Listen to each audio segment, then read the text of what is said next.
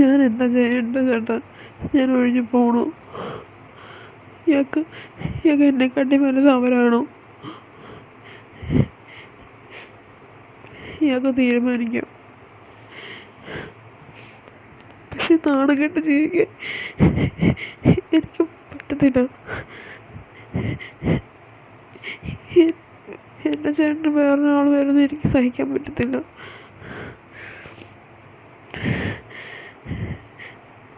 ഞാൻ സന്തോഷത്തോടെ പോക്കോളാം.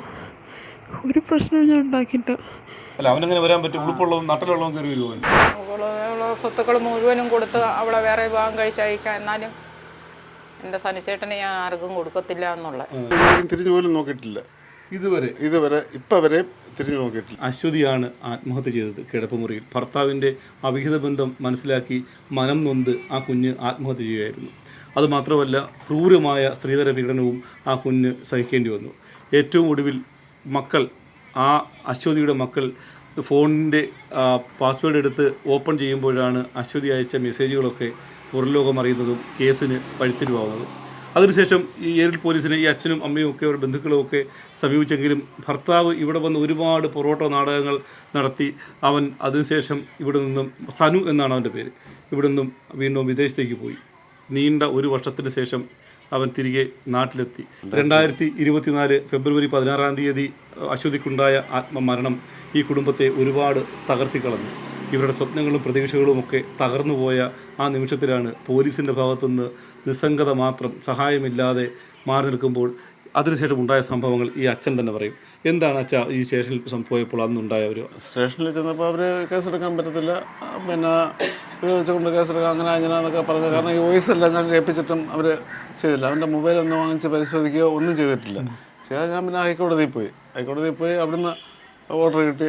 DYSP ലിസ്റ്റിലുള്ള അതിന് മേലോട്ടുള്ള ഉദ്യോഗസ്ഥർ അന്വേഷിക്കണമെന്നും പറഞ്ഞ് അവിടുന്ന് ഓർഡർ കിട്ടി. അതുകൊണ്ട് പല്ലൂർ DYSP ഓഫീസിൽ വന്ന് അത് അവിടെ ചെന്ന് കണ്ട് കാര്യങ്ങൾ അവരെ അന്വേഷിച്ചാണ് പാസ് ചെയ്തിരിക്കുന്നത്. കേസിന് വഴിത്തിരിവുണ്ടായത്. അങ്ങനെ നീണ്ട ഒരു വർഷത്തിന് ശേഷം ഇവൻ നാട്ടിലെത്തി ഗംഭീരമായി ഏരൂർ തൃക്കോയിക്കൽ ക്ഷേത്രത്തെ ഉത്സവത്തിന് വേടൻ വന്ന പരിപാടിയെ കാണാൻ ആർത്തുല്ലസിച്ച് പോകുമ്പോഴാണ് ഏരൂർ പോലീസിൻ്റെ പിടിയിലാവുന്നത്. അതിനുശേഷം അറസ്റ്റ് രേഖപ്പെടുത്തുന്നു. ഇപ്പോൾ റിമാൻഡിൽ കഴിയുകയാണ്. ഈ അമ്മയ്ക്കും കുറേ കാര്യങ്ങൾ പറയാനുണ്ട്. ഒരുപാട് പ്രതീക്ഷയോടെ വളർത്തിയ ഒരു മകളുടെ ഒരു വേർപാട് ശരിക്കും നിങ്ങളെ അക്ഷരാർത്ഥത്തിൽ തകർത്ത് കളഞ്ഞതാണ്. എന്നിട്ട് അമ്മയുടെ മരണത്തിന് കാരണക്കാരനായവൻ സുഖലോലുപനായി വിദേശത്ത് കഴിയുകയും ചെയ്തു. തിരിച്ചു വരുമ്പോൾ അവൻ എന്തായാലും പോലീസിൻ്റെ ആ വിവരം എങ്ങനെയാണ് പോലീസിനെ അറിയിച്ചത്? നാട്ടിലെത്തിയ വിവരം നമ്മൾ ഇങ്ങനെ വന്നിട്ടുണ്ടെന്ന് DSP ഓഫീസിൽ വിളിച്ച് പറഞ്ഞു. അപ്പോൾ അവനെ വിളിച്ച് ചോദ്യം ചെയ്തു. അവൻ്റെ സഹോദരനെയും കൂടെ വിളിച്ച് ചോദ്യം ചെയ്തിട്ട് രാവിലെ വിളിപ്പിച്ച് വൈകിട്ട് 5 മണി വരെ അവരവിടെ നിർത്തിയിരുന്നിട്ട് അവനെ വിട്ട്.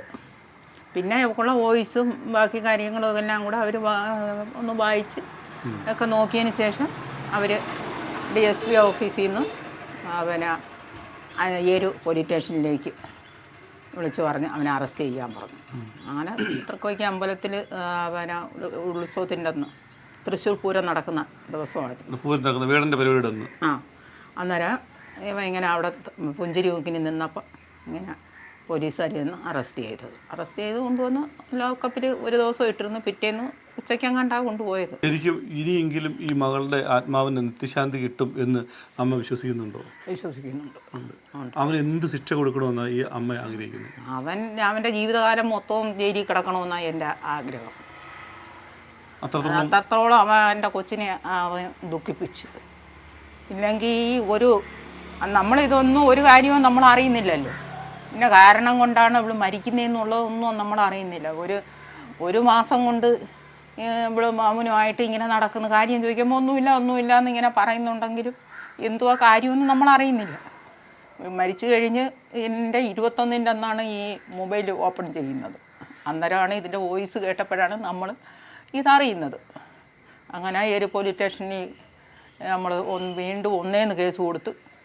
അപ്പോൾ അവർ പറഞ്ഞു ഇത് തെളിവൊന്നുമില്ല, പിന്നെ അവൻ മൊബൈൽ കൊണ്ടുവന്നിട്ടില്ലെന്ന് പറഞ്ഞു.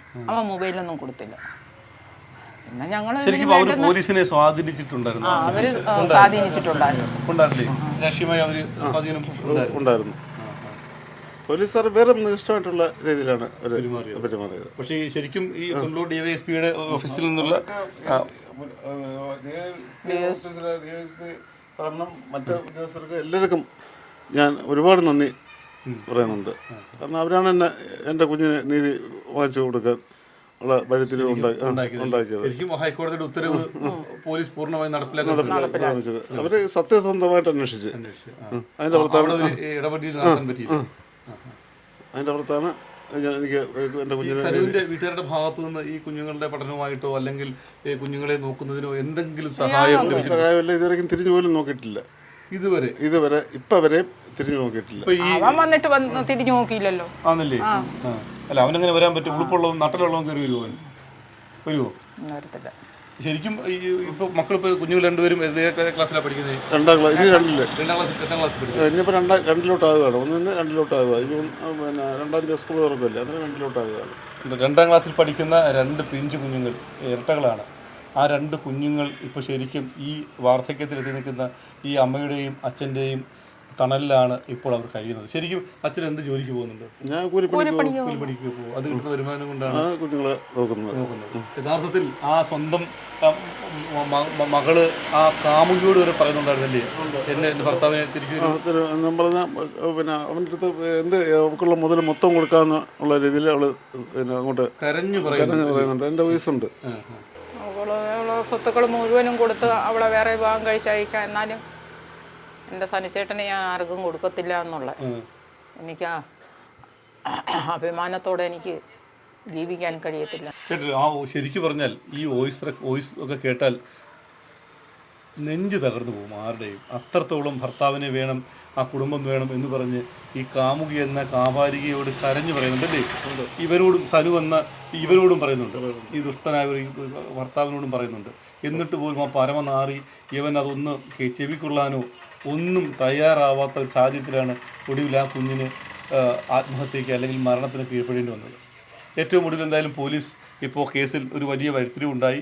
അവനെ അറസ്റ്റ് ചെയ്ത് ഇപ്പോൾ ജയിൽ റിമാൻഡ് ചെയ്തിരിക്കുകയാണ്.